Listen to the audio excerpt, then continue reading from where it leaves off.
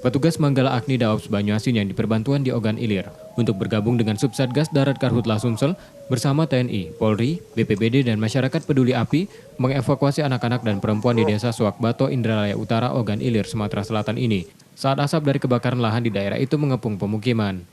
Dari video yang dikirim Manggala Agni Daops Banyuasin ini, petugas mengungsikan warga menggunakan kendaraan mereka menuju lokasi yang aman dari asap dan api yang mendekati perkampungannya. Sejak Minggu 8 September kemarin, sedikitnya 7 hektar lahan di desa ini terbakar. Upaya pemadaman darat yang dilakukan petugas Manggala Agni dan tim gabungan tak mampu memadamkan api seluruhnya yang membakar lahan gambut dangkal ini, menyisakan 2 titik api yang sulit dijangkau petugas. Dari catatan Satgas Karhutla Sumsel, ada 376 titik panas di Sumatera Selatan pada 8 September 2019 kemarin.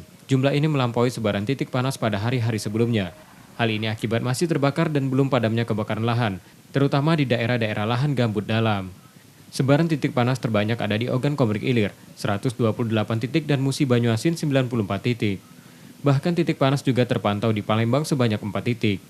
Akibat dari kebakaran lahan itu, asap menyelimuti Palembang pada sore dan pagi hari.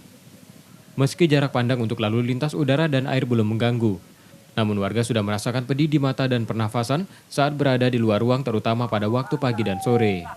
Tim Liputan, Kompas TV, Palembang.